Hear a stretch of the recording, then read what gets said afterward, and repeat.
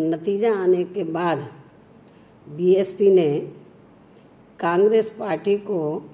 अपने 6 विधायकों का पूर्ण समर्थन बिना शर्त के दिया था, जिससे कि यहाँ सांप्रदायिक ताकतों को दूर रखा जा सके। लेकिन दुख की बात यह है कि श्री गहलोत ने अपने मुख्यमंत्री बनने के बाद अपनी बदनीयती से बीएसपी को राजस्थान में गंभीर नुकसान पहुंचाने के लिए हमारे सभी 6 विधायकों को असंवैधानिक तरीके से कांग्रेस में विलय करने की गैर कानूनी कार्रवाई की। और यही गलत कृत्य इन्होंने अपने पिछले मुख्यमंत्रित्व कार्यकाल में भी किया था। चूँकि कांग्रेस का ये कार्य संविधान की 10वीं अनुसूची के पूर्णतः विरुद्ध है, इसलिए बीएसपी के द्वारा दिनांक 26/7/2020 को इन 6 विधायकों को व्हिप जारी करके निर्देशित किया गया है कि वो असेंबली के सदन में कांग्रेस के खिलाफ ही अपना मत डालेंगे, अन्यथा फिर उनके विरुद्ध उनकी सदस्यता रद्द किए जाने के लिए कार्रवाई की जाएगी। और बीएसपी ने ये निर्णय कांग्रेस के द्वारा बार बार बीएसपी को धोखा दिए जाने के कारण ही लिया है। और इस कारण से इनकी अब सरकार रहती है या नहीं रहती है,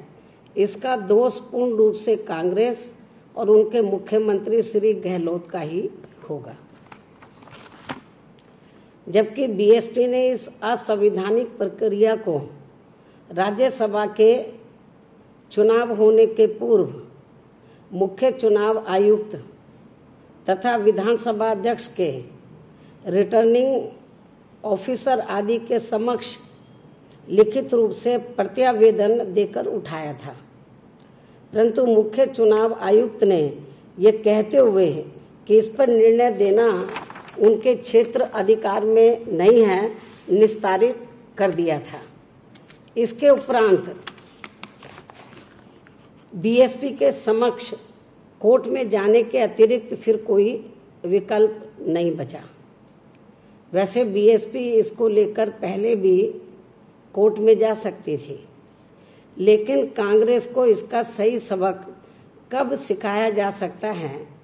खास तौर से श्री गहलोत को इसका सबक कब सिखाया जा सकता है, इसकी हमारी पार्टी राह देख रही थी। इसलिए उसी के हिसाब से अब हमारी पार्टी ने कोर्ट में जाने का उचित समय पर यह सही फैसला लिया है और इस मामले को हम ठंडा नहीं पड़ने देंगे और इस मामले को हम आगे तक ले जाएंगे, सुप्रीम कोर्ट तक भी ले जाएंगे। लेकिन इस बार हमने ये तय कर लिया है कि कांग्रेस ये जो बार बार गलत कार्य कर रही है, संवैधानिक कार्य कर रही है, इसको सबक सिखाना बहुत ज़रूरी है। इसके साथ ही यहाँ मैं ये भी कहना चाहूँगी कि कांग्रेस की ओर से अब ये कहा जा रहा है कि उनके सामान अर्थात विधायकों की चोरी हो गई है, जो ये बहुत ही अनैतिक है तथा आम जन जिन्होंने विधायकों को चुना था उनकी मंशा के खिलाफ है। इनका ये कथन और परेशानी वाला व काफ़ी हास्यास्पद भी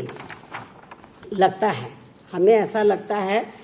क्योंकि इन्होंने स्वयं इस कार्य को, जिसको ये चोरी कहते हैं, बीएसपी के 6 विधायकों को ले जाते वक्त किया था और तब इनको ये याद नहीं आया कि ये कार्य पूर्णतः असंवैधानिक होने के साथ साथ अनैतिक भी है तथा जनता की मंशा के विपरीत है, क्योंकि उस चुनाव में जनता ने कांग्रेस के प्रत्याशी को हराते हुए बीएसपी के नाम से वोट दिया था। चोरी का सामान चोरी हो जाने पर अब कांग्रेस पार्टी शोर मचा रही है,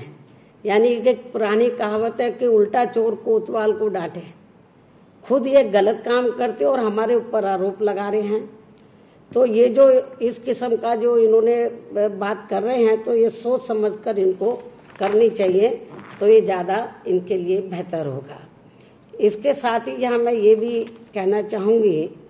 कि कोरोना वायरस को लेकर आपको ये मालूम है कि पूरे दुनिया त्रस्त है, मतलब, और अपना मुल्क भी, अपना भारत देश भी काफ़ी त्रस्त है इस बीमारी से। और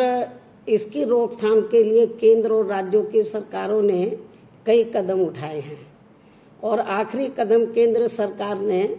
तो अनलॉक के तहत कुछ शर्तों के आधार पर तो इन्होंने ये आखिरी कदम उठाया था। अभी ये 3-4 दिन में अनलॉक पार्ट 3 जारी करने वाले हैं। मेरा केंद्र सरकार से ये कहना, राज्यों की सरकारों से भी ये कहना है कि इनको इसकी रोकथाम के लिए सही कदम उठाने चाहिए, और जो इससे पीड़ित लोग हैं तो उनका इलाज प्रॉपर होना चाहिए, और जिन केंद्रों में इनको रखा जा रहा है उसकी साफ सफाई का पूरा ध्यान रखना चाहिए। तो जो हमें नज़र नहीं आ रहा है, चाहे उत्तर प्रदेश का या देश के अन्य किसी भी राज्य का मामला है, तो जहाँ पर ये पीड़ित लोगों को रखा जा रहा है उन केंद्रों की हालत बहुत ज़्यादा खराब है, और अपनी मर्जी सब हर राज्य के अंदर अपने हिसाब से वो लोग सब डिसीजन ले रहे हैं, कुछ समझ में नहीं आ रहा, हौच पौच है। इसलिए मेरा केंद्र की सरकार से ये कहना है कि जब आप अनलॉक पार्ट 3 जारी करने जा रहे हैं तो आपको बहुत सख्त कदम उठाने होंगे, और जो भी आप नीति बनाएं तो वो सभी राज्यों पर इम्प्लीमेंट होनी चाहिए। ऐसा ना हो कि कोई राज्य कुछ कर रहा है, कोई राज्य कुछ कर रहा है। तो एक नियम ऐसे बनाने चाहिए कि जो सभी राज्यों में इम्प्लीमेंट हों। इसके साथ ही मैं खास तौर से देश में आबादी के हिसाब से जो सबसे बड़ा प्रदेश है उत्तर प्रदेश, तो उत्तर प्रदेश में जो इस समय कानून व्यवस्था चल रही है उसके बारे में भी मैं कहना चाहूँगी कि उत्तर प्रदेश में वर्तमान में कानून का नहीं बल्कि गुंडों, बदमाशों, माफियाओं, अपहरणकर्ताओं, बहन बेटियों की इज्जत आबरू लूटने वालों का राज चल रहा है, डकैतों का राज चल रहा है, चोरों का राज चल रहा है। तो उत्तर प्रदेश में कानून का नहीं बल्कि आपराधिक तत्वों का राज चल रहा है, और इस मामले में तो वहाँ के मुख्यमंत्री के खुद का अपना जिला भी अछूता नहीं रहा है। अभी रिसेंटली कई घटनाएं काफ़ी गंभीर घटी हैं पूरे उत्तर प्रदेश में, तो जनता त्राही त्राही कर रही है, खास तौर से कानून व्यवस्था के मामले में। और केवल कानून व्यवस्था को सुधारने के लिए तो बयानबाजी से काम नहीं चलेगा, इनको जमीन पर उतरकर कुछ सख्त फैसले लेने होंगे। और मैं उत्तर प्रदेश के मुख्यमंत्री को ये कहना चाहूँगी सलाह के तौर पर कि इस मामले में यदि इनकी सरकार ये चाहती है कि प्रदेश में अपराधियों का नहीं बल्कि कानून का राज चलना चाहिए, तो इसके लिए इनको बिना कोई शर्म किए हुए, तो इसके लिए इनको बीएसपी के शासनकाल से काफ़ी कुछ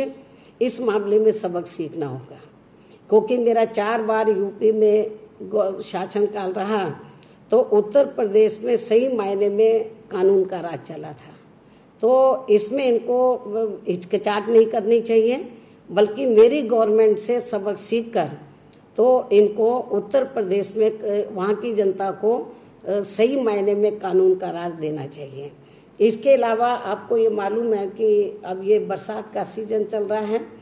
तो पूरे देश में तो बाढ़ कुछ में कम है कुछ में ज़्यादा है। उत्तर प्रदेश में भी काफ़ी बाढ़ आई हुई है कुछ राज्यों में, और बिहार में तो बहुत बुरा हाल है। तो मेरा बिहार की सरकार को भी, उत्तर प्रदेश की सरकार को और केंद्र को भी यही कहना है कि देश के जिन भी राज्यों में बाढ़ आ रही है तो वहाँ पर वहाँ की राज्यों की सरकारों को भी और केंद्र की सरकार को भी तो जरूर ध्यान देना चाहिए। जो बाढ़ से पीड़ित लोग हैं तो उनकी पूरी हर स्तर से उनकी पूरी मदद करनी चाहिए, क्योंकि इसमें और दलगत राजनीति से ऊपर उठकर जो भी पीड़ित लोग हैं उसमें ये नहीं देखना चाहिए वो फलाना पार्टी के लोग हैं, सबकी मदद करनी चाहिए, ऐसा मेरा ये कहना है। तो इसलिए खास तौर से कोरोना महामारी के चलते तो केंद्र को अभी तक जो भी कदम उठाए हैं तो हमने हमेशा उनका साथ दिया, और हम तो अब फिर केंद्र की गवर्नमेंट, केंद्र की सरकार को कह रहे हैं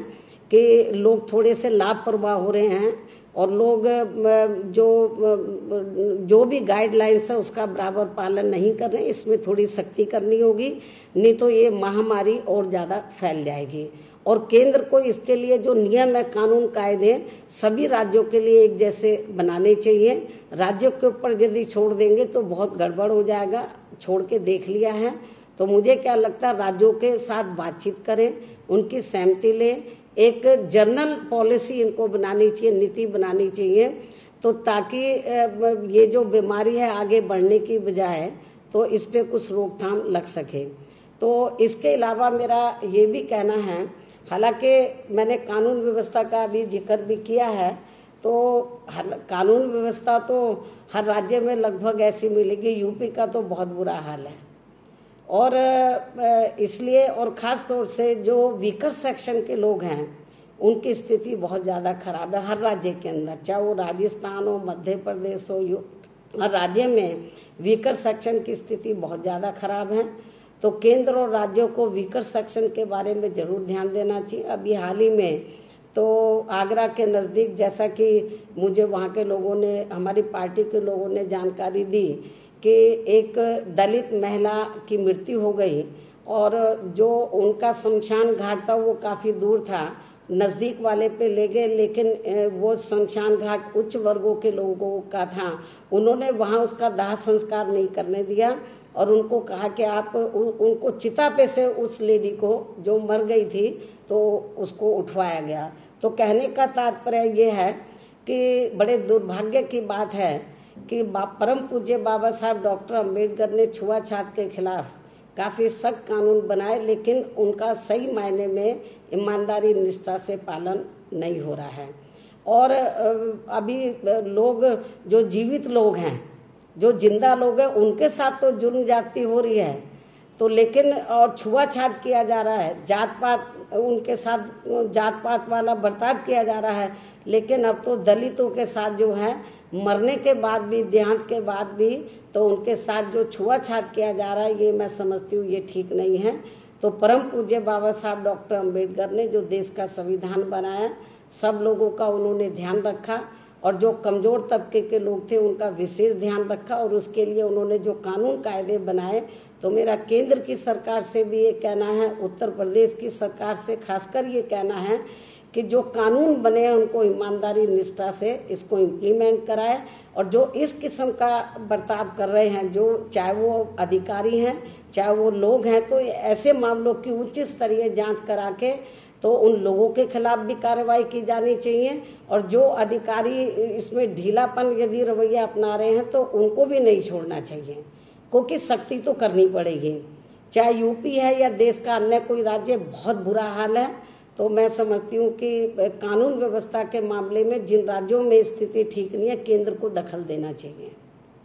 मेरा यही कहना कि केंद्र को दखल देना चाहिए, और उनको जिन राज्यों में स्थिति ठीक नहीं है वहाँ पर केंद्र नज़र रखें और उनको स्पेशल गाइडलाइन